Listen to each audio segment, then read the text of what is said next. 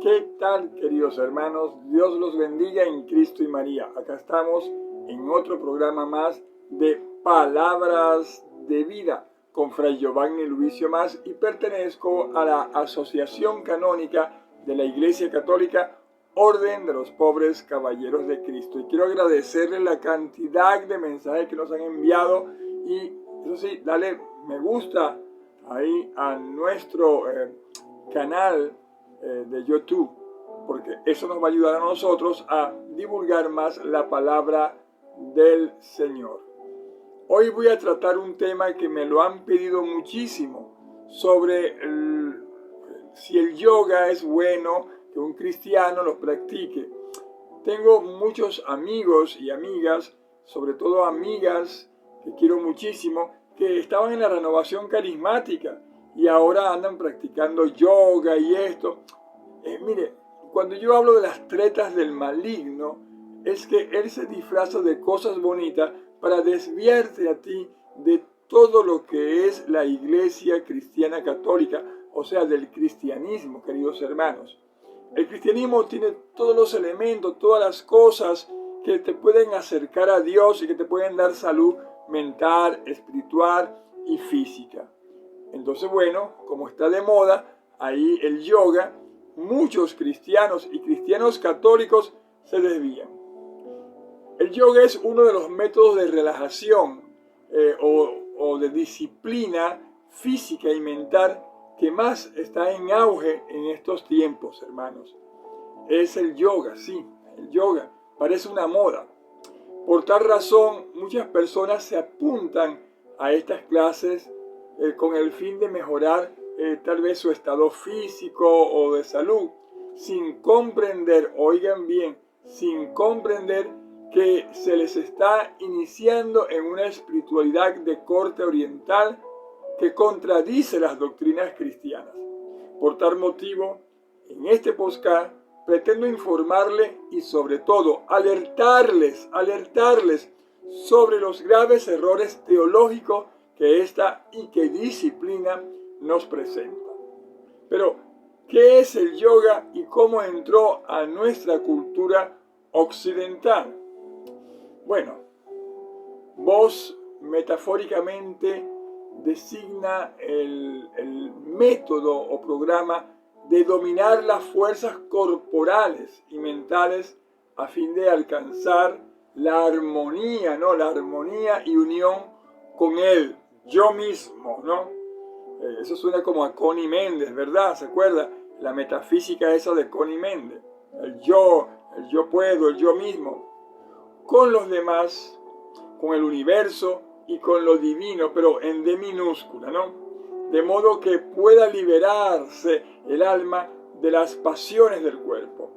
El yoga admite, si se quiere, en el hombre 5 clases de cuerpo, desarrollando una antropología subyacente, íntimamente, si se quiere, relacionada con el paradigma de la nueva era, New Earth.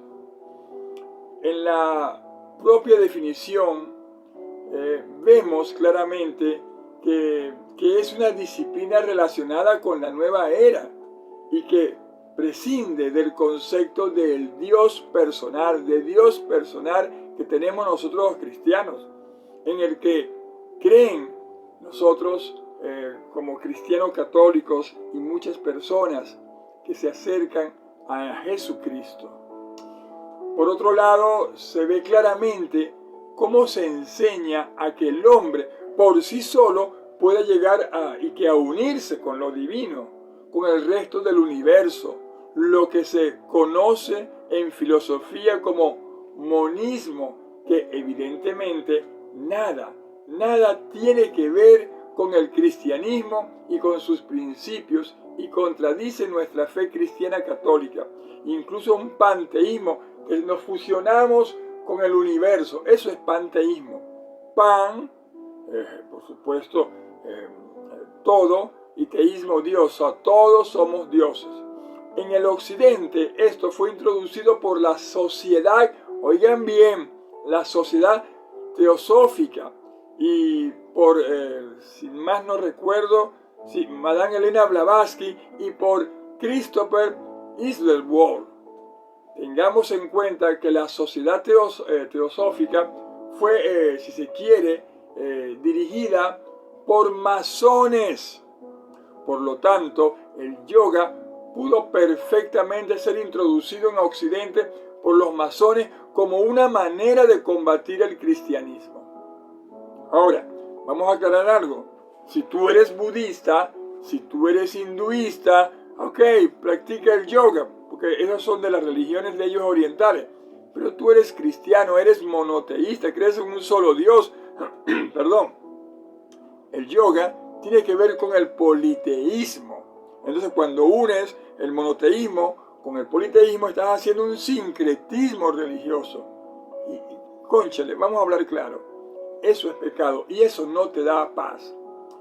Como he dicho, por otro lado, la finalidad del yoga no es relajarse, ni el bienestar físico, sino conseguir la iluminación, que es una vía de perfección que consiste en 8 pasos y que hace que la persona alcance el nirvana, que significa eliminar el sufrimiento, y también busca la unión con Dios.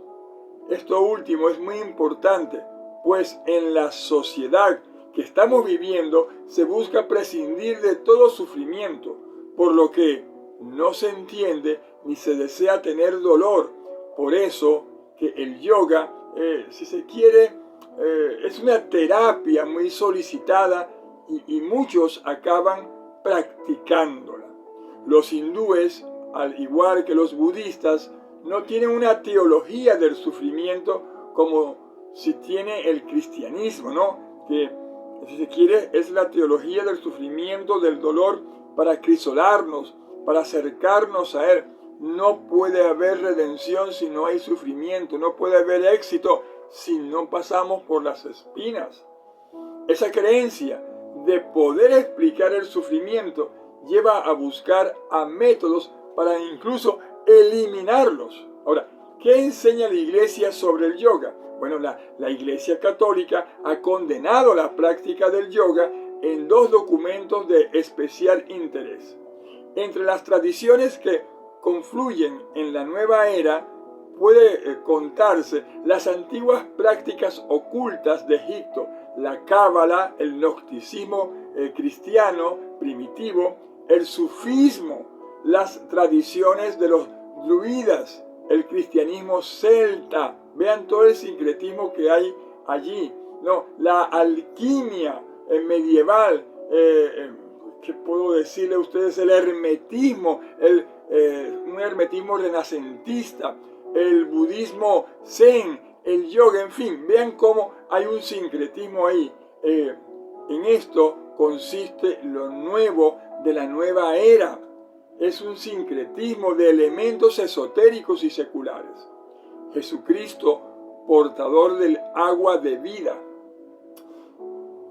En este documento se nos enseña que tanto el budismo, oigan bien, o sea, el budismo zen como el yoga son parte de la nueva era y tienen elementos esotéricos y sincréticos.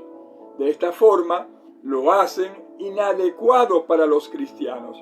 Pero también tenemos otro documento que, si bien no menciona específicamente el yoga, más que en su nota primera, ¿no?, sí nos establece unos criterios muy interesantes sobre esta disciplina y otras similares. La oración cristiana está siempre, queridos hermanos, determinada por la estructura de la fe cristiana, en la que resplandece la verdad misma de Dios y de la criatura. Por eso se configura propiamente hablando como un diálogo personal, to person, íntimo y profundo entre el hombre y Dios. La oración cristiana, hermanos, expresa pues la comunión de las criaturas redimidas con la vida íntima de las personas trinitarias, el Padre, el Hijo y el Espíritu Santo. En esta comunión que se funda en el budismo y en la Eucaristía, fuente y culmen de la vida de la iglesia se encuentra contenida una actitud, oigan bien, una actitud de una verdadera búsqueda.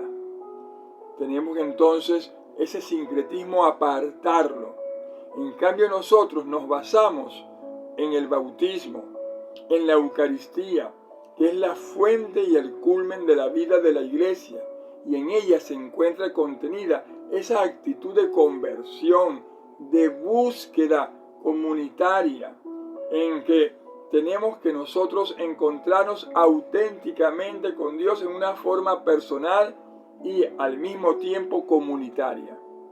Rehuye, hermanos, estas técnicas impersonales o centradas en el yo, capaces de producir automatismos en los cuales quien la realiza queda prisionero, oiga bien, queda prisionero de un espiritismo intimista, sí, un espiritismo intimista, incapaz de una apertura libre al Dios trascendente. En la iglesia, la búsqueda legítima de nuevos métodos mediante el cual buscamos a Dios, no, tiene que fundarse, hermanos, siempre, y debe tener presente que el encuentro de dos libertades, la íntima de Dios con la finita del hombre, es un encuentro allí. Vamos a dejar esto en esta primera parte, ¿les parece? Y nos encontramos en una segunda parte para seguir desmenuzando sobre este tema. Este tema yo se lo voy a dedicar, no voy a decir nombre, a una amiga que quiero muchísimo, a un matrimonio que quiero muchísimo, que son mis amigos del alma. Ellos saben quiénes son, ellos saben, no los voy a mencionar. Voy a dar una pista.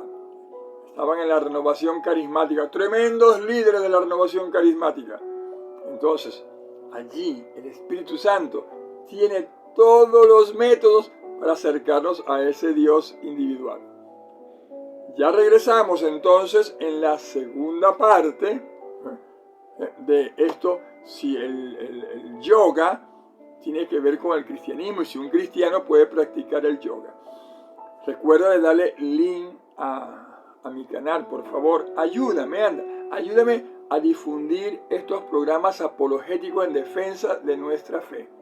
Dios los bendiga en Cristo y María.